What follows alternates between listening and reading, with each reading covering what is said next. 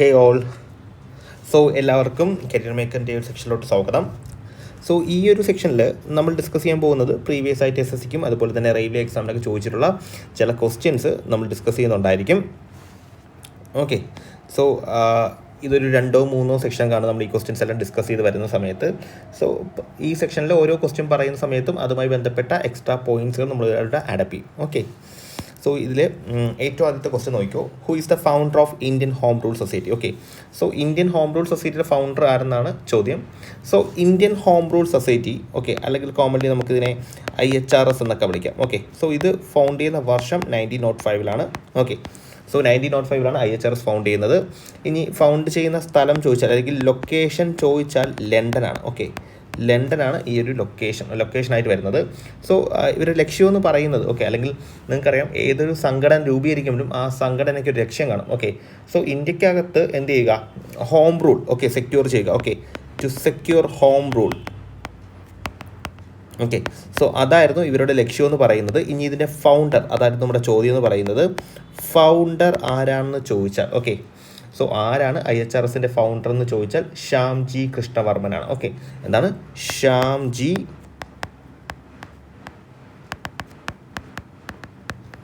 കൃഷ്ണവർമ്മ ആണ് ഇതിൻ്റെ ഫൗണ്ടർ എന്ന് പറയുന്നത് കേട്ടോ. ആൻസർ എന്താണ്? ശ്യാംജി കൃഷ്ണവർമ്മയാണ് ഇതിൻ്റെ ഫൗണ്ടർ എന്ന് പറയുന്നത്.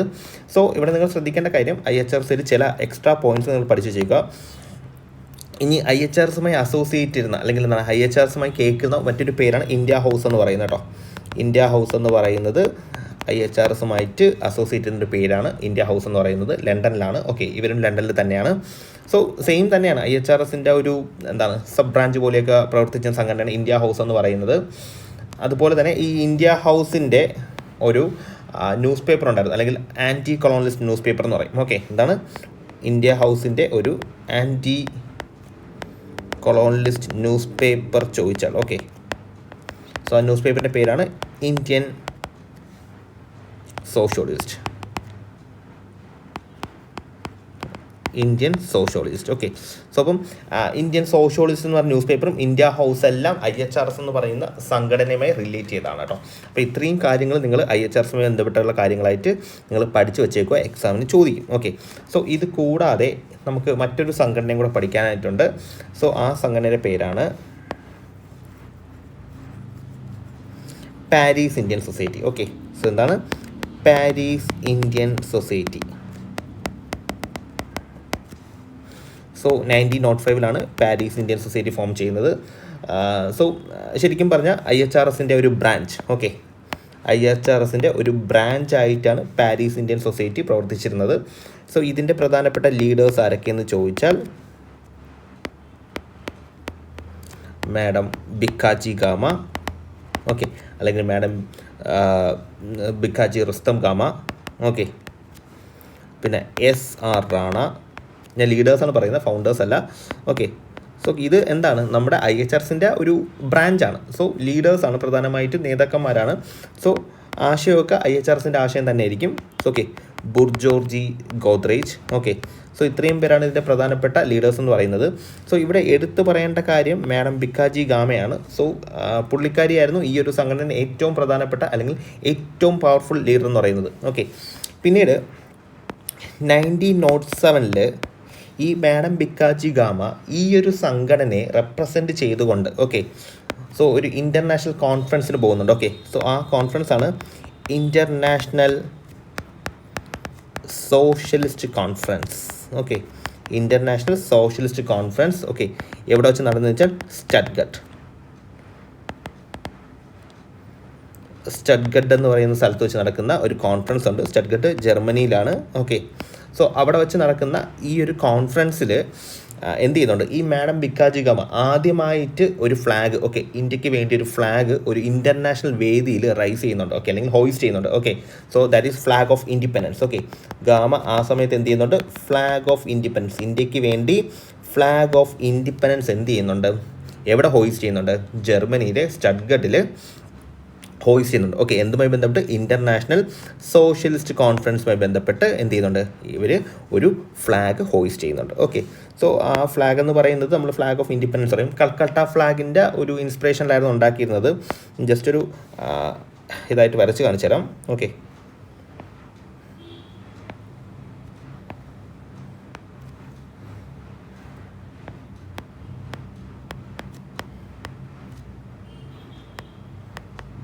ഓക്കെ. സോ ഫ്ലാഗിൻ്റെ നടുക്കായിട്ട് വന്ദേ മാതരം എന്നുള്ളൊരു ഒരു ആശയം എഴുതി വെച്ചിട്ടുണ്ടായിരുന്നു. ഓക്കെ, സോ ഇനി ഇതിൻ്റെ ഒരു കളർ എന്ന് പറയുന്നത്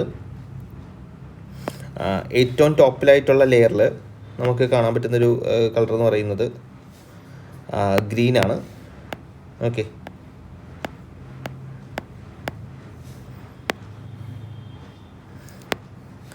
പിന്നെ നടുക്കായിട്ട് ഈ വന്ദേ മാതരം എന്നുള്ള സ്ഥലത്ത് കാണാൻ പറ്റുന്ന യെല്ലോയാണ്. പിന്നെ ഏറ്റവും താഴെയായിട്ട് കാണാൻ പറ്റുന്നത് റെഡും. ഓക്കെ,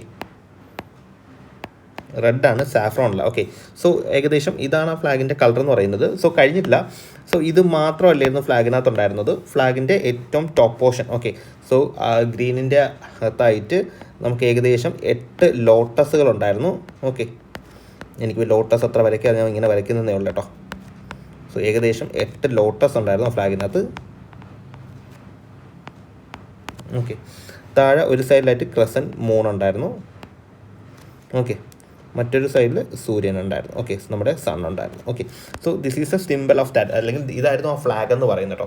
സോ മാഡം ഭിക്കാജി കാമ നമ്മുടെ സ്റ്റഡ്ഗഡിൽ റൈസ് ചെയ്ത ഫ്ലാഗ് എന്ന് പറയുന്നത് ഇതാണ്. Okay, flag off independence. Okay, ഇനി 2 പോയിന്റ് കൂടെ പഠിച്ചു വയ്ക്കാം. മാഡം ഭിക്കാജി കാമയെക്കുറിച്ച് പറയുന്ന സമയത്ത് ഷീസ് നോൺ ആസ്, ഓക്കെ, പുള്ളിക്കാരി അറിയപ്പെടുന്ന പേരാണ് mother of Indian revolution. Okay, എന്താണ് മദർ ഓഫ് ഇന്ത്യൻ റവല്യൂഷൻ എന്നറിയപ്പെടുന്നത് മാഡം ഭിക്കാജി കാമയാണ്. Okay, mother of Indian revolution എന്നറിയപ്പെടുന്ന ആരെന്ന് വെച്ചാൽ മാഡം ഭിക്കാജി കാമയാണ്. അതുപോലെ തന്നെ ഡോട്ടർ ഓഫ് ഇന്ത്യ എന്നറിയപ്പെടുന്നതും, ഓക്കെ, ഡോട്ടർ ഓഫ് ഇന്ത്യ എന്നറിയപ്പെടുന്നതും മാഡം ഭിക്കാജി കാമയാണ്. ഓക്കെ, അപ്പോൾ മദർ ഓഫ് ഇന്ത്യ റവല്യൂഷൻ എന്നും ഡോട്ടർ ഓഫ് ഇന്ത്യ എന്നറിയപ്പെടുന്നതും ആരാണ്? മാഡം ഭിക്കാജി കാമയാണ്. ഓക്കെ, അപ്പോൾ ഇത്രയും കാര്യങ്ങൾ നിങ്ങൾ എന്ത് ചെയ്യുക, ഈ ഒരു ഫസ്റ്റ് ഇതിൽ നിന്ന് തന്നെ നോക്കി വയ്ക്കുക. അപ്പോൾ നമ്മൾ IHRSനെ കുറിച്ച് പറഞ്ഞു, പിന്നെന്ത് പറഞ്ഞു, പാരീസ് ഇന്ത്യൻ സൊസൈറ്റിയെ കുറിച്ച് പറഞ്ഞു. സോ ഇത്രയും കാര്യങ്ങളെക്കുറിച്ച് നമ്മൾ എന്ത് ചെയ്തിട്ടുണ്ടായിരുന്നു, ഇവിടെ ഡിസ്കസ് ചെയ്തിട്ടുണ്ടായിരുന്നു. ഓക്കെ, സോ ഇതിൻ്റെ ഒപ്പം തന്നെ എനിക്ക് പറയാനുള്ള മറ്റൊരു പേരും കൂടെ ഞാൻ പറയാം. മേ ബി കൺഫ്യൂസിങ് ആയിട്ട് ചിലപ്പോൾ നിങ്ങൾക്ക് തോന്നാം, അതുകൊണ്ട് പറയുന്നതാണ്. സോ ഇതിൻ്റെ കൂട്ടത്തിൽ നമ്മൾ എടുത്തു പറയേണ്ട മറ്റൊരു സംഘടനയാണ് HRA അല്ലെങ്കിൽ HSRA. ഓക്കെ, HRA അല്ലെങ്കിൽ HSRA അല്ലെങ്കിൽ ചില ഇതിനകത്ത് നമുക്ക് ഹിന്ദുസ്ഥാൻ റിപ്പബ്ലിക് അസോസിയേഷൻ എന്നും കാണാം. ഓക്കെ, ഹിന്ദുസ്ഥാൻ റിപ്പബ്ലിക് അസോസിയേഷൻ എന്നും കാണാം. സോ ഇവരെന്ന് പറയുന്നത് എക്സ്ട്രീം ലെഫ്റ്റ് വിങ് ആയിട്ടുള്ള ഒരു റവല്യൂഷണറി ഗ്രൂപ്പാണ്. Okay, extreme left wing revolutionary ഗ്രൂപ്പാണ് HRA HSRA എന്ന് പറയുന്നത്. സോ ഇതിൻ്റെ ഫൗണ്ടർ എന്ന് പറയുന്നത് രാം പ്രസാദ് ബിസ്മിൽ, പിന്നെ Sachindra Nath Sanyal Babu, okay, etcetera etcetera. Okay, so ഇങ്ങനെ കുറച്ച് റവല്യൂഷണറീസ് ചേർന്ന് രൂപീകരിക്കുന്ന സംഘടനയാണ്. ഓക്കെ, സോ ഇതിൻ്റെ ഒരു ചരിത്രം എന്ന് പറയുന്നത് നിങ്ങൾക്കറിയാം, 1919, ഓക്കെ, ഒരു 1919 അല്ലെങ്കിൽ 1922. ഓക്കെ, സോ ഗാന്ധിജി വന്നതിന് ശേഷം പിന്നീട് 2021 റേഞ്ചിൽ ഇന്ത്യക്കകത്ത് ഗാന്ധിജി ഒരു മൂവ്മെൻറ്റ് എന്ത് ചെയ്യുന്നുണ്ട്, സ്റ്റാർട്ട് ചെയ്യുന്നുണ്ട്. ഓക്കെ, 1921 ഒരു 22 റേഞ്ച് മൂവ്മെൻറ്റ്. ഓക്കെ, സോ ആ മൂവ്മെൻറ്റ് പേരാണ് നോൺ കോപ്പറേഷൻ മൂവ്മെൻറ്റ് എന്ന് പറയും. ഓക്കെ, നോൺ കോപ്പറേഷൻ മൂവ്മെൻറ്റ്, അല്ലെങ്കിൽ നമ്മൾ കോമൺലി തന്നെ NCM എന്നൊക്കെ വിളിക്കും. സോ ഈ നോൺ കോപ്പറേഷൻ മൂവ്മെൻറ്റ് 1922 ഗാന്ധിജി എന്ത് ചെയ്യുന്നുണ്ട്, അദ്ദേഹം വിഡ്രോൺ ചെയ്യുന്നുണ്ട്. സോ ചൗരി ചൗര ഇൻസിഡൻറ്റിനെ ബേസ് ചെയ്തിട്ട് എന്ത് ചെയ്യുന്നുണ്ട്, ഗാന്ധിജി 1922 തന്നെ ഇതിനെ വിഡ്രോൺ ചെയ്യുന്നുണ്ട്. ഓക്കെ, സോ ഇതിൻ്റെ ബേസിസിൽ INCക്കകത്ത് തന്നെ ഭയങ്കരമായ തർക്കം ഉണ്ടാകും. ചില ആൾക്കാർ ഗാന്ധി ചെയ്തത് ശരിയാണെന്നും ചില ആൾക്കാർ ഗാന്ധി ചെയ്ത് തെറ്റായി പോയെന്നുള്ള വാദമൊക്കെ ഉണ്ടാകും. സോ അങ്ങനെ 1922 നടക്കുന്ന INC session, okay, 1922 INC section നടക്കുന്നുണ്ട്. ആ INC സെക്ഷനകത്തായിട്ട് 2 ഗ്രൂപ്പ് ഫോം ചെയ്യും. ഓക്കെ, സോ ഒന്നൊരു ലിബറൽ ഗ്രൂപ്പും ഒന്നൊരു എക്സ്ട്രീമിസ്റ്റ് ഗ്രൂപ്പ് എന്നും പറഞ്ഞ് ഒരു ഗ്രൂപ്പും ചെയ്യുന്നുണ്ട്. ഓക്കെ, സോ ഈ ലിബറൽ ഗ്രൂപ്പാണ് പിന്നീട് എന്ത് തുടങ്ങുന്നത്, നമ്മുടെ സ്വരാജ് പാർട്ടി എന്ന് പറയുന്നത്. ഓക്കെ, 1922 INC സെക്ഷൻ നടക്കുന്ന ഗയ എന്ന് പറയുന്ന സ്ഥലത്താണ്. ഗയ പ്രസിഡന്റ് CR ദാസ് ആണ്. ഓക്കെ, സോ പിന്നീട് ഈ ലിബറൽ ഗ്രൂപ്പ് എന്ന് പറയുന്നത് CR ദാസും മോട്ടിലാൽ നെഹ്റു ഒക്കെ അടങ്ങുന്ന സംഘമാണ്. ഇവർ പിന്നീട് എന്ത് തുടങ്ങും? സ്വരാജ് പാർട്ടി തുടങ്ങുന്നുണ്ട്. ഓക്കെ, സോ ഈ എക്സ്ട്രീമിസ്റ്റ് എന്ന് പറയുന്ന കുറച്ച് എന്താണ് റെവല്യൂഷണറി ആശയമുള്ള എന്ത് ചെയ്ത് യൂത്ത് ആയിട്ടുള്ള അല്ലെങ്കിൽ പ്രത്യേകിച്ച് INCയുടെ യൂത്ത് വിങ് എന്ത് ചെയ്യുന്നുണ്ട്? സോ ആ INCയുടെ യൂത്ത് വിങ് നേരെ പോയിട്ട് തുടങ്ങുന്നതാണ് എന്തെന്ന് പറയുന്നത്? ഈ HRA എന്ന് പറയുന്ന സംഘടന. ഓക്കെ, സോ ഇതാണ് HRAയുടെ ഹിസ്റ്ററി എന്ന് പറയുന്നത്. ഓക്കെ, സോ ഇനി ഇതുമായിട്ട് എന്താണ് അസോസിയേറ്റ് പ്രവർത്തിച്ച വ്യക്തികളാണ് ചന്ദ്രശേഖർ ആസാദ്. ഓക്കെ, ചന്ദ്രശേഖർ ആസാദ്, പിന്നെ ഭഗത് സിംഗ്. ഓക്കെ, ഭഗത് സിംഗ് ഓക്കെ തുടങ്ങിയ ആൾക്കാരെല്ലാം ഇതുമായിട്ട് പ്രവർത്തിച്ചതാണ്. ഓക്കെ, സോ ഇവിടെ നിങ്ങൾ ശ്രദ്ധിക്കേണ്ട കാര്യം, സോ 1924 റേഞ്ചിലാണ് HRA എന്ന് പറയുന്ന സംഘടന സ്റ്റാർട്ട് ചെയ്യുന്നത്. പക്ഷേ ഒരു 1928 ആവുന്ന സമയത്താണ് ഇതെന്താവുന്നത്? HSRA എന്ന് പറയുന്ന പേരിലോട്ട് പോകുന്നത്. പ്രധാനമായിട്ടും HSRA എന്ന പേരിലോട്ട് വരാൻ കാരണം ഭഗത് സിംഗിൻ്റെ ചില ആശയങ്ങളാണ്. ഓക്കെ, അപ്പം തുടക്ക സമയത്ത് HRA എന്നും പിന്നീട് എന്തായിട്ട് മാറി? അത് HSRA ആയിട്ട് മാറുന്നുണ്ട്. ഓക്കെ, പക്ഷേ രണ്ട് സംഘടനയും ഒന്ന് തന്നെയാണ്. ഓക്കെ, പേര് മാത്രം മാറിയിട്ടാണെന്നുള്ളൂ. സോ അതുപോലെ തന്നെ ഇന്ത്യയിലെ പ്രധാനപ്പെട്ട കുറച്ച് റെവല്യൂഷണറി ഇൻസിഡൻ്റ് ആയിട്ടുള്ള Kakori train robbery case. Okay, Kakori train robbery കേസും അതുപോലെ തന്നെ നിങ്ങൾ എന്ത് ചെയ്യണം? സെക്കൻഡ് ലാഹോർ കോൺസ്പിറസി കേസും. ഓക്കെ, എന്താണ് സെക്കൻഡ് ലാഹോർ കോൺസ്പിറസി കേസും ആരുമായിട്ട് ബന്ധപ്പെട്ടതാണ്? നമ്മുടെ HSRA അല്ലെങ്കിൽ HRAയുമായിട്ട് ബന്ധപ്പെട്ടതാണ്. ഓക്കെ, അപ്പോൾ ഇത്രയും കാര്യങ്ങൾ നിങ്ങൾ എന്ത് ചെയ്യുക? അറിഞ്ഞു വെച്ചേക്കുക. അപ്പോൾ നമ്മൾ ഒരു ക്വസ്റ്റ്യനിൽ നിന്ന് തന്നെ ഇത്രയും മൾട്ടിപ്പിൾ പരമായുള്ള കാര്യങ്ങൾ നമ്മൾ എന്ത് ചെയ്തിട്ടുണ്ടായിരുന്നു? എടുത്തു വെച്ച് പഠിച്ചിട്ടുണ്ട്. ഓക്കെ, അപ്പം ഇത്രയും കാര്യങ്ങളും നിങ്ങൾക്ക് ക്ലിയർ ആണെന്ന് വിശ്വസിക്കുന്നു. ഓക്കെ, സോ നമുക്ക് നെക്സ്റ്റ് ക്വസ്റ്റ്യനിൽ പോയാലോ? ഓക്കെ, സോ അടുത്ത ക്വസ്റ്റ്യൻ നോക്കിയോ. Indian revolutionary organisation Qatar party was based in which country എന്നാണ് കേട്ടോ ക്വസ്റ്റ്യൻ അവിടെ ചെറിയൊരിതുണ്ട്. വിച്ച് കൺട്രി എന്നാണ്. ഓക്കെ, സോ ഏത് കൺട്രിയിലാണ് ഖത്തർ പാർട്ടി ഓർഗനൈസ് ചെയ്ത് വന്നതെന്നാണ്. ഓക്കെ, സോ നോക്കിക്കോ, ഖത്തർ പാർട്ടി ഫോം ചെയ്ത വർഷം 1913 ഓക്കെ, 1913 പക്ഷേ ഫോം ചെയ്യുന്നത് ഇന്ത്യക്കകത്തല്ല. ഓക്കെ, ഇത് കുറച്ച് ഓവർസീസ് ഇന്ത്യൻസ് ചേർന്ന് രൂപീകരിക്കുന്ന സംഘടനയാണ്. ഓക്കെ, സോ അതുകൊണ്ട് തന്നെയാണ് വിച്ച് കൺട്രി എന്നുള്ള രീതി ക്വസ്റ്റ്യൻ വരുന്നത്. ഓക്കെ, അപ്പം ഇത് ഫോം ചെയ്യുന്ന സ്ഥലം ചോദിച്ചാൽ സാൻ ഫ്രാൻസിസ്കോ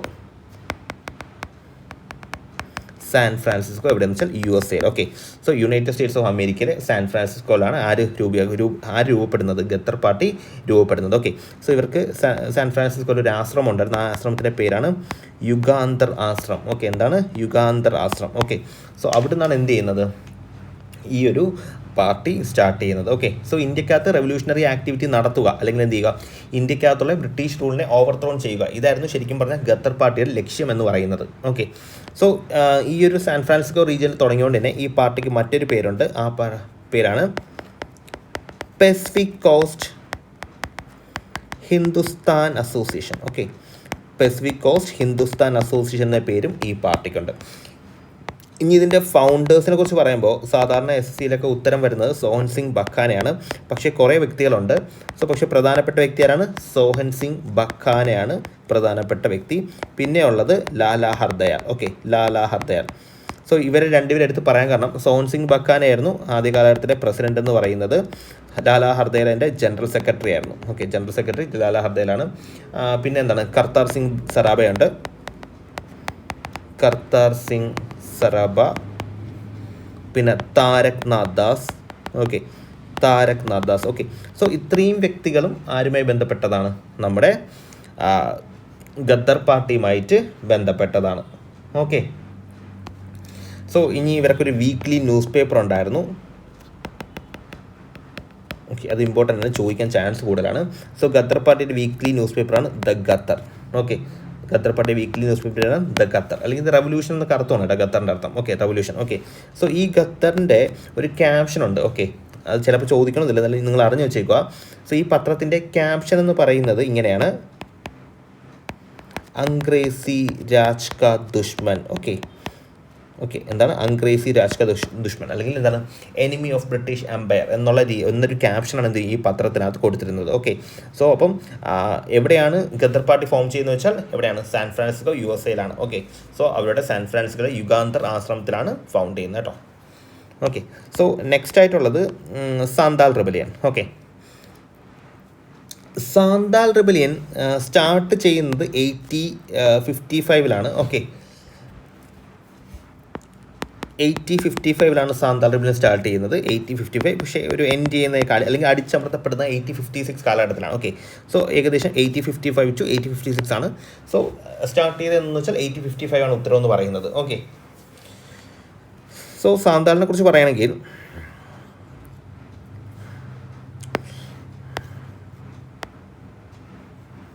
ഓക്കെ, ഞാൻ ജസ്റ്റ് ഒരു നമ്മുടെ ബ്രിട്ടീഷ് ഇന്ത്യ ഒന്ന് ജസ്റ്റ് ഒന്ന് വരച്ചാണ് കേട്ടോ.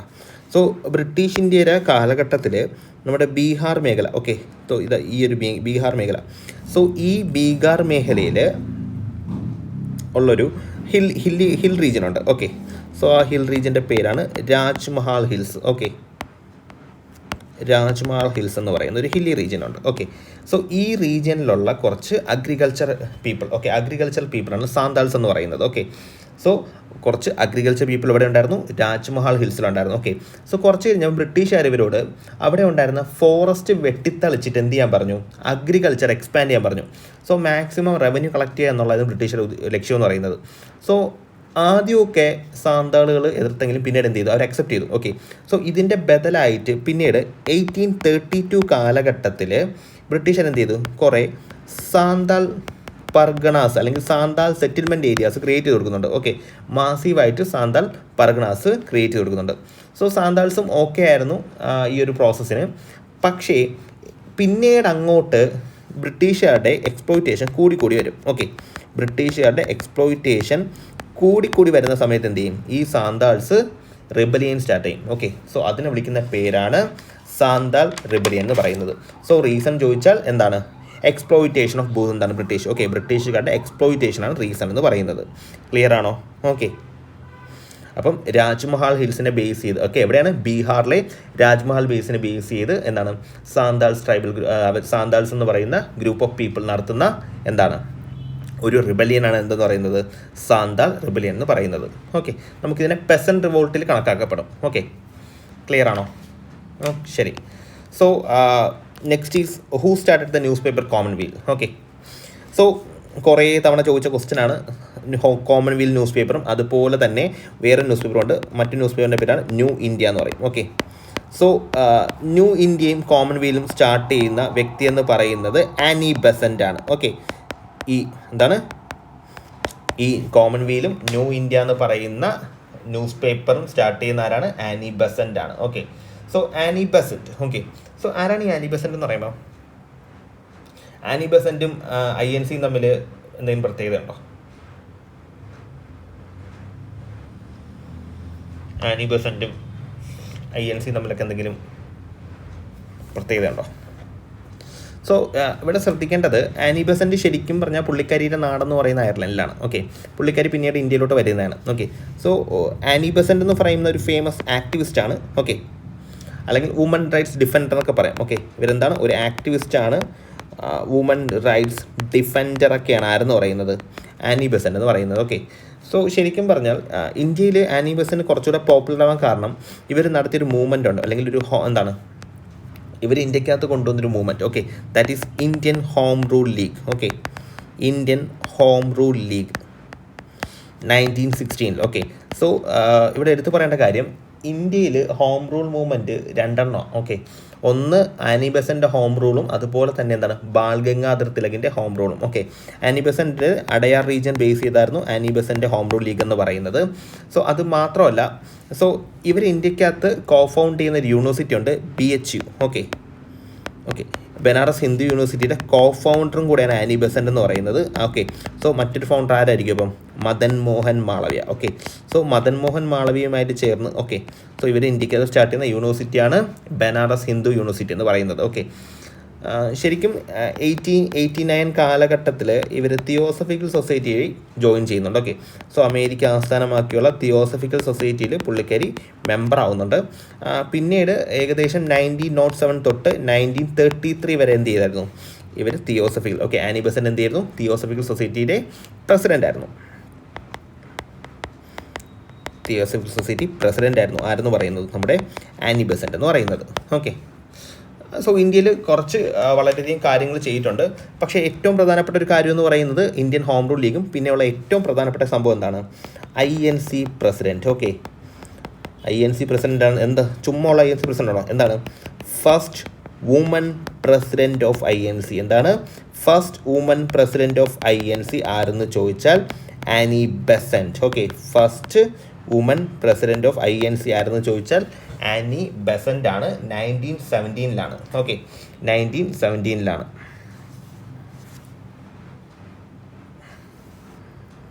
സോ 1917 ആനി ബെസൻറ്റ് എന്തായിട്ട് മാറുന്നത്?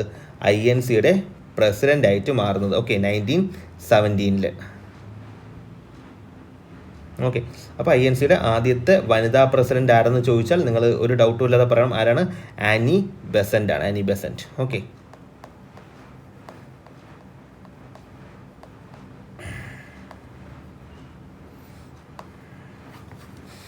ഓക്കെ, സോ ഇത്രയാണ് ഈ ഒരു മേഖല പഠിക്കേണ്ടത്. അപ്പം ആനി ബെസൻറ്റ് 2 ന്യൂസ് പേപ്പർ ഉണ്ട്, ഒന്ന് കോമൺവെയിലും ഒന്ന് ന്യൂ ഇന്ത്യയും. ഓക്കെ, ഇവിടെ ക്വസ്റ്റ്യനിൽ കോമൺവെയിലാണ് ചോദിച്ചത്. ഓക്കെ, അപ്പോൾ മേ ബി ന്യൂ ഇന്ത്യ ചോദിക്കാനുള്ള ചാൻസ് വളരെ കൂടുതലാണ്.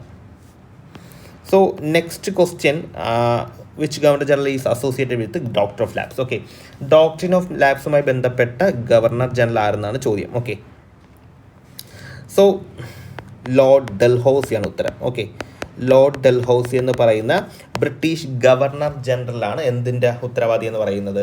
ഡോക്ടർ ഓഫ് ലാബ്സിൻ്റെ ഉത്തരവാദി എന്ന് പറയുന്നത്. ഇവിടെ നിങ്ങൾ മനസ്സിലാക്കേണ്ട കാര്യം, ഓൾറെഡി ഇന്ത്യക്കകത്ത് പണ്ട് തൊട്ടേ ഡോക്ടർ ഓഫ് ലാബ്സ് ഉണ്ടായിരുന്നു. ശരിക്കും പറഞ്ഞാൽ ഡോക്ടർ ഓഫ് ലാബ്സിൻ്റെ ലക്ഷ്യം എന്ന് പറയുന്നത് ഏതെങ്കിലും തരത്തിൽ ഇന്ത്യയിലെ നാട്ടുരാജ്യങ്ങളിലെ രാജാക്കന്മാരുടെ കയ്യിൽ നിന്ന് എന്ത് പിടിച്ചെടുക്കുക? അധികാരം പിടിച്ചെടുക്കുക. അതിനുവേണ്ടി ബ്രിട്ടീഷുകാർ പയറ്റിയ ഒരു തന്ത്രമാണ് ഡോക്ടർ ഓഫ് ലാബ്സ് എന്ന് പറയുന്നത്. ഓക്കെ, സോ ഇത് വരുന്നത് 1848 വരുന്നത്. ഓക്കെ, പക്ഷെ നിങ്ങൾ മനസ്സിലാക്കേണ്ട കാര്യം, ഇതിന് വർഷങ്ങൾക്ക് മുമ്പേ എന്ത് ചെയ്യുന്നുണ്ട്? ഈ ഡോക്ടർ ഓഫ് ലാബ്സ് ഇവിടെ ഉണ്ട്.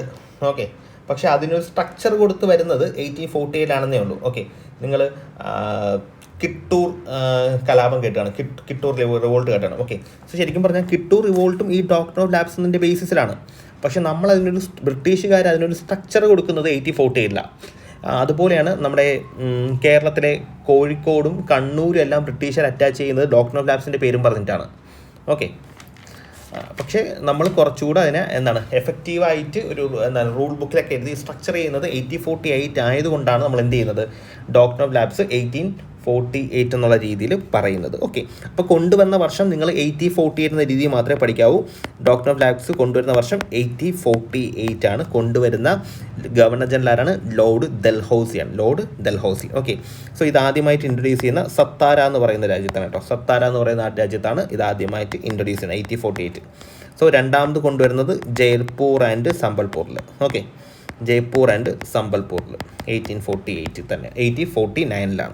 ഓക്കെ, സോ ഇവിടെ ശ്രദ്ധിക്കേണ്ട കാര്യം, എന്താണ് ഡോക്ടർ ഓഫ് ലാബ്സ്? അതാണ് നമ്മുടെ ഏറ്റവും ഇമ്പോർട്ടൻറ്റ് ചോദ്യം. സോ ഇവിടെ സംഭവം എന്ന് പറയുന്നത്,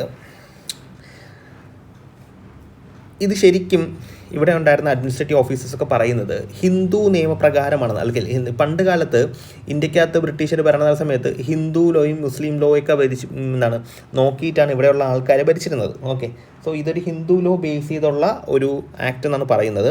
സോ ഞാൻ പറഞ്ഞുതരാം. ഇപ്പോൾ ഒരു രാജ്യത്തെ രാജാവിന് ഒരു മെയിൽ ഹയർ ഇല്ലെങ്കിൽ, ഓക്കെ, അദ്ദേഹത്തിന് ഒരു ആൺമക്കൾ, ഓക്കെ, ഒരു നാച്ചുറൽ ഇതായിട്ടുള്ള മെയിൽ ഹയർ ഇല്ലെങ്കിൽ എന്ത് ചെയ്യും? ആ രാജ്യം എന്ത് ചെയ്യും? ഓട്ടോമാറ്റിക്കലി ആരനക്സ് ചെയ്യും? ബ്രിട്ടീഷുകാർ അനക്സ് ചെയ്യും. ഓക്കെ, സോ സാധാരണ രീതിയിൽ ഒരു ഹിന്ദു നിയമപ്രകാരം, ഓക്കെ, അല്ലെങ്കിൽ ഒരു രാജാവിന് മകനില്ലെങ്കിൽ അദ്ദേഹത്തിന് എന്ത് ചെയ്യാൻ പറ്റും? അദ്ദേഹത്തിൻ്റെ ഫാമിലി മെമ്പേഴ്സിൽ നിന്നോ അല്ലെങ്കിൽ എന്ത് ചെയ്യാം? ഒരു സണ്ണിനെ അഡോപ്റ്റ് ചെയ്യാൻ പറ്റും. ഓക്കെ, ഒരു അഡോപ്റ്റഡ് സണ്ണിനെ എടുക്കാനും പിന്നീട് എന്ത് ചെയ്യും? ഈ രാജാവിൻ്റെ മരണശേഷം ഈ രാജാവിൻ്റെ എല്ലാ സ്വത്തുക്കളും ആർക്ക് പോകും? ആ അഡോപ്റ്റഡ് സണ്ണിന് പോകും. ഓക്കെ, സോ ബ്രിട്ടീഷർ ഇവിടെ എന്താ ചെയ്യുന്നത്? അവർ പറയുന്നത്, ഇൻ കേസ് രാജാവ് മരിച്ചു പോയാൽ അദ്ദേഹത്തിനൊരു മെയിൽ ഹയർ ഇല്ലെങ്കിൽ ആ രാജ്യം ആരനക്സ് ചെയ്യും? ബ്രിട്ടീഷർ അനക്സ് ചെയ്യുമെന്നാണ് പറയുന്നത്. ഓക്കെ, സോ ഇതാണ് ഡോക്ടർ ഓഫ് ലാബ്സ് എന്ന് പറയുന്നത്. ഇപ്പോൾ നിങ്ങൾ 1857 റിവോൾട്ടിലെ പ്രധാനപ്പെട്ട കോസാണ് ഡോക്ടർ ഓഫ് ലാബ്സ് എന്ന് പറയുന്നത്. ഇപ്പം നാനാ സാഹിബ് അദ്ദേഹം യുദ്ധം ചെയ്യാൻ കാരണം ഡോക്ടർ ഓഫ് ലാബ്സ് ആണ്. പിന്നെ ഉള്ളത് ഝാൻസി റാണി, പുള്ളിക്കാരി യുദ്ധം ചെയ്യാനുള്ള കാരണം ഇത് തന്നെയാണ്, ഡോക്ടർ ഓഫ് ലാബ്സ് തന്നെയാണ്. ഓക്കെ, സോ ഏതെങ്കിലും തരത്തിൽ ഇന്ത്യക്കാരെ ദ്രോഹിക്കുക അല്ലെങ്കിൽ ഇന്ത്യൻ നാട്ടുരാജാക്കന്മാരെ കയ്യിൽ നിന്ന് അധികാരം പിടിച്ചടക്കുക എന്ന ലക്ഷ്യത്തോടു കൂടി ബ്രിട്ടീഷർ ഇൻട്രൊഡ്യൂസ് ചെയ്യുന്ന ഒരു ആക്ട് അല്ലെങ്കിൽ ഒരു നിയമമാണ് എന്താണ്? ഡോക്ടർ ഓഫ് ലാബ്സ് എന്ന് പറയുന്നത്.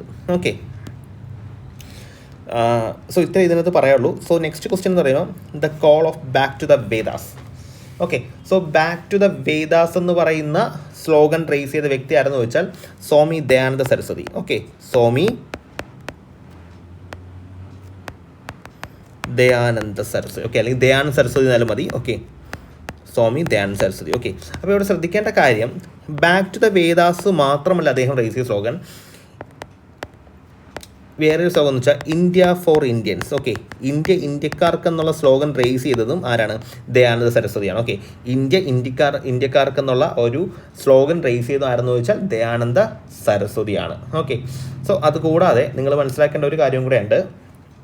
ഇദ്ദേഹത്തിൻ്റെ ഒരു ഫേമസ് ബുക്കുണ്ട്. ഓക്കെ, സോ ഇദ്ദേഹം എഴുതിയ ബുക്കിൻ്റെ പേരാണ് സത്യാർത്ഥ് പ്രകാശ്. എക്സാമിന് ചോദിക്കാൻ ചാൻസ് ആണ്. ഇദ്ദേഹം എഴുതിയ ബുക്കിൻ്റെ പേരാണ് സത്യാർത്ഥ് പ്രകാശ്. ഓക്കെ, ഇനി ഇദ്ദേഹം സ്ഥാപിക്കുന്ന സംഘടനയാണ് ആര്യ സമാജ്. ഓക്കെ, അല്ലെങ്കിൽ ആര്യ സമാജ് 1885. ഓക്കെ, ഇദ്ദേഹം സ്ഥാപിക്കുന്ന സംഘടനയാണ് ആര്യ സമാജ് എന്ന് പറയുന്നത്. ഓക്കെ, ഇനി ഇദ്ദേഹം 1920 കാലഘട്ടത്തിൽ കൊണ്ടുവരുന്ന മൂവ്മെൻ്റാണ് ശുദ്ധി മൂവ്മെൻറ്റ്. ഓക്കെ, ശുദ്ധി മൂവ്മെൻറ്റ്.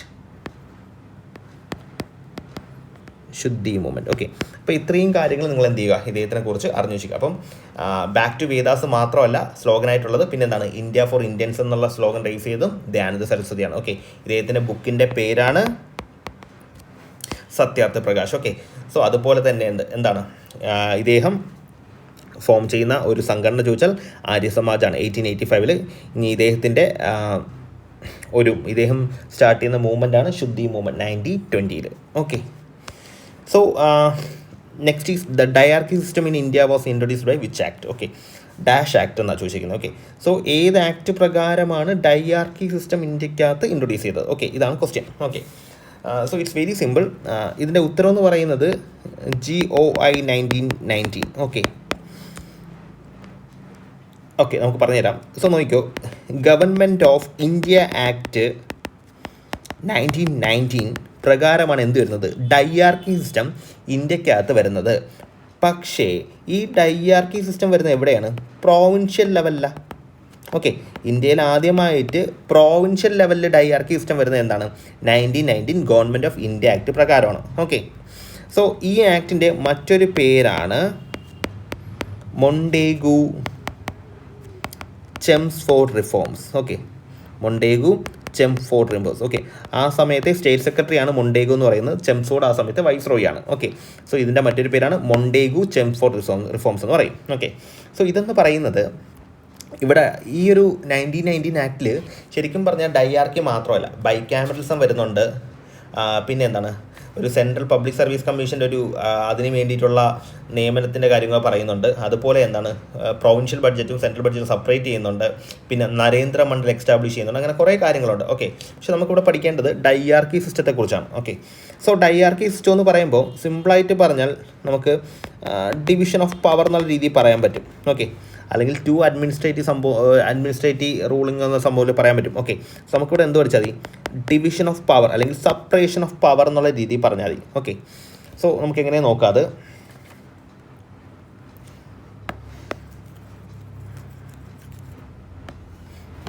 സോ നമുക്കിവിടെ ഒരു ലെജിസ്ലേച്ചർ ലിസ്റ്റ് ഉണ്ട്. ഓക്കെ, ലെജിസ്ലേച്ചർ ലിസ്റ്റ് ഉണ്ട്. സോ ആ ലെജിസ്ലേച്ചർ ലിസ്റ്റിനെ നമ്മൾ എന്ത് ചെയ്യുന്നുണ്ട്? രണ്ടായി ഡിവൈഡ് ചെയ്ത് വെക്കുന്നുണ്ട്. ഓക്കെ, അതിൽ ആദ്യത്തേലുള്ളത് സെൻട്രൽ സബ്ജക്ട്സ്. ഓക്കെ, അതവിടെ ഇരിക്കട്ടെ. സെൻട്രൽ സബ്ജക്റ്റ് എന്ന് പറയുമ്പം എന്താണ്? നമ്മുടെ ഡിഫൻസ്, മിലിറ്ററി പോലുള്ള കുറച്ച് കാര്യങ്ങൾ. ഓക്കെ, സോ നമുക്ക് ഇന്നത്തെ യൂണിയൻ ലിസ്റ്റുമായിട്ട് കമ്പയർ ചെയ്യാൻ പറ്റും. ഓക്കെ, സെൻട്രൽ സബ്ജക്ട്സ് അവിടെ നിൽക്കട്ടെ. നമുക്ക് സെൻട്രൽ സബ്ജക്റ്റ് നോക്കണ്ട. ഇവിടെ നമ്മൾ നോക്കേണ്ടത് പ്രൊവിൻഷ്യൽ സബ്ജക്ട്സ് ആണ്. ഓക്കെ, പ്രൊവിൻഷ്യൽ സബ്ജക്ട്സ് ആണ്. ഞാൻ ഇതിൻ്റെ ആദ്യത്തെ ഈ ക്വസ്റ്റ്യൻ പറഞ്ഞപ്പോഴേ പറഞ്ഞു ഡൈയാർക്കി എന്ന് പറയുന്നത് പ്രൊവിൻഷ്യൽ ലെവലിലാണ് വന്നത്. ഇപ്പം ഡൈയാർക്കി എന്ന് പറയുമ്പോൾ രണ്ടെന്നുള്ള അർത്ഥമാണ് വരുന്നത്. ഓക്കെ, അപ്പോൾ എന്താണ് ഇവിടെ അർത്ഥം? ഈ പ്രൊവിൻഷ്യൽ സബ്ജക്റ്റിനെ എന്ത് ചെയ്തു? ഇവർ രണ്ടായിട്ട് ഡിവൈഡ് ചെയ്തു. ഓക്കെ, എന്ത് ചെയ്തു? രണ്ടായിട്ട് ഡിവൈഡ് ചെയ്തു. സോ അതെന്ന് പറയുന്നത്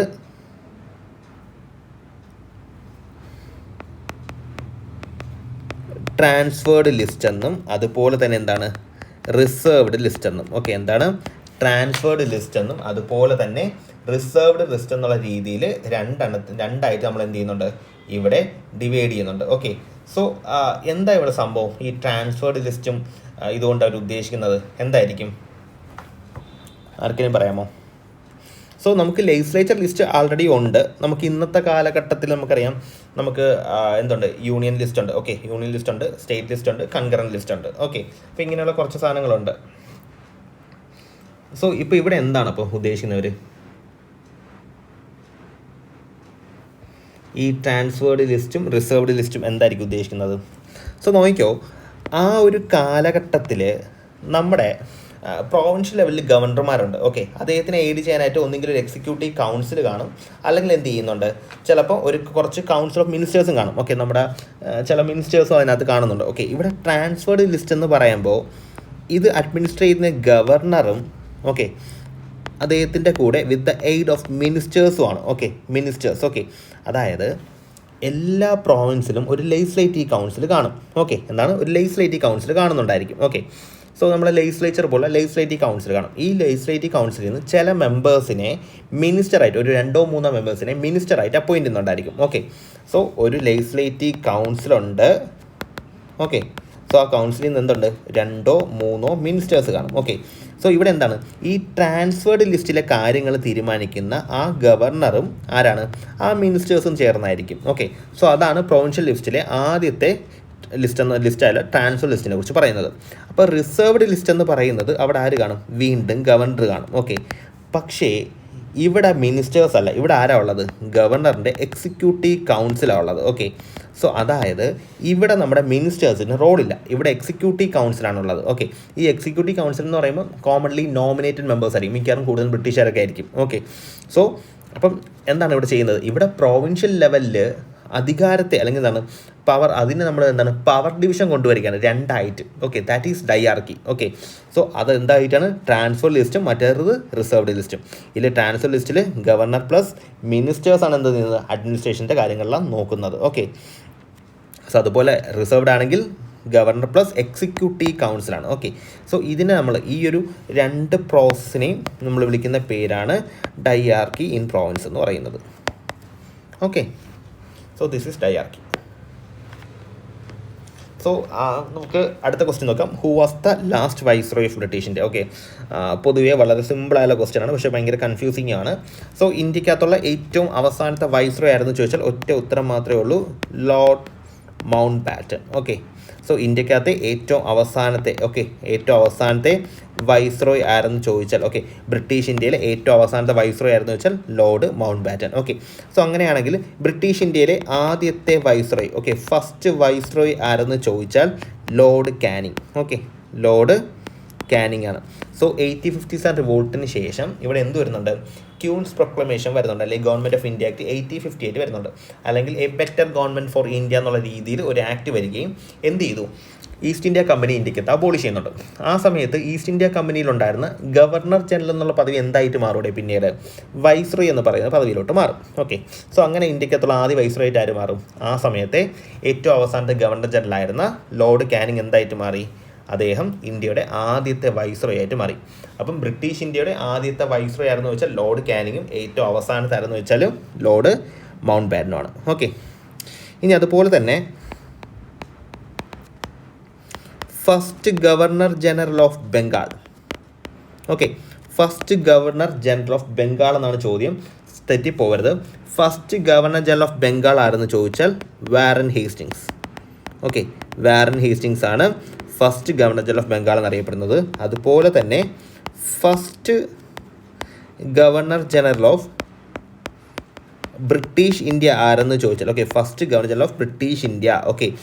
okay, first governor general of British India ആരെന്ന് ചോദിച്ചാൽ അത് വില്യം ബെൻറ്റിക് ആണ്. ഓക്കെ, വില്യം ബെൻറ്റിക് ആണ്. Okay, first governor general of British India എന്ന് പറയുന്നത് വില്യം ബെൻറ്റിക് ആണ്. ഓക്കെ, അതുപോലെ തന്നെ ലാസ്റ്റ്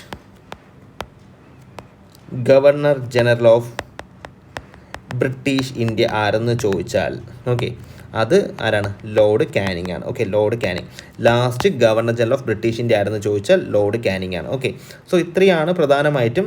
സോ ഇവിടെ നമ്മൾ അത്രയും പറഞ്ഞ എന്തിനെക്കുറിച്ചാണ്, ബ്രിട്ടീഷ് ഇന്ത്യയെക്കുറിച്ചാണ് പറഞ്ഞത്. ഇനി അതുപോലെ തന്നെ ചിലപ്പോൾ ചോദിക്കാൻ വരാം, first governor general of independent India. Okay, independent India അല്ലെങ്കിൽ ഇന്ത്യ സ്വാതന്ത്ര്യമായതിനു ശേഷമുള്ള ആദ്യത്തെ ഗവർണർ ജനറൽ ആദ്യം ചോദ്യം വന്നാൽ അവിടെ എന്തെഴുതണം, ലോർഡ് മൗണ്ട് ബാറ്റൻ. ഓക്കെ, എന്താണ്, ലോർഡ് മൗണ്ട് ബാറ്റൻ. അതുപോലെ തന്നെയാണ് last governor general of independent India എന്ന് ചോദിച്ചാൽ അതാരായിരിക്കും? C Rajagopalachari. Okay, C Rajagopalachari. അപ്പോൾ ഇത്രയും കാര്യങ്ങൾ നിങ്ങൾ നോക്കിക്കൊള്ളണം. ഓക്കെ, അപ്പം ബ്രിട്ടീഷ് ഇന്ത്യയിലെ ഏറ്റവും അവസാനത്തെ വൈസ്രോയി ചോദിച്ചാൽ ആരാണ്? Lord mount batten. ബ്രിട്ടീഷ് ഇന്ത്യയിലെ ആദ്യ വൈസ്രോയി ചോദിച്ചാൽ ലോർഡ് കാനിങ്. ബംഗാളിലെ ആദ്യ ഗവർണർ ജനറൽ ചോദിച്ചാൽ വാരൻ ഹേസ്റ്റിംഗ്. ഓക്കെ, ബ്രിട്ടീഷ് ഇന്ത്യയുടെ ആദ്യ ഗവർണർ ജനറൽ ചോദിച്ചാൽ വില്യം ബെൻറ്റിംഗ്. ബ്രിട്ടീഷ് ഇന്ത്യയുടെ അവസാനത്തെ ഗവർണർ ചോദിച്ചാൽ ആരാണ്? Lord Canning. ഓക്കെ, അങ്ങനെയാണെങ്കിൽ ഇൻഡിപെൻഡൻറ്റ് ഇന്ത്യയുടെ ആദ്യത്തെ ഗവർണർ ജനറൽ ചോദിച്ചാൽ ലോർഡ് മൗണ്ട് ബാറ്റൻ തന്നെയാണ്. ഓക്കെ, സോ അതുപോലെ last governor general of independent India എന്ന് ചോദിച്ചാൽ സി രാജഗോപാലാചാരി. ഓക്കെ, അപ്പം ഇത്രയും കാര്യങ്ങൾ എന്ത് ചെയ്യുക, നമുക്ക് ഒരു കൺഫ്യൂഷൻ ഇല്ലാതെ പഠിച്ചു വയ്ക്കണം. ഇതൊക്കെ റിപ്പീറ്റഡ് ക്വസ്റ്റ്യൻസ് ആണ്, വീണ്ടും വീണ്ടും ചോദിക്കാനുള്ള ചാൻസ് വളരെ കൂടുതലാണ്. ഓക്കെ, സോ ഇതിൻ്റെ ബാക്കിയുള്ള ക്വസ്റ്റ്യൻസ് ബാക്കിയുള്ള സെക്ഷനിൽ നമുക്ക് എന്ത് ചെയ്യാം, നമുക്ക് കണ്ടിന്യൂ ചെയ്യാം. Okay, so thank you all.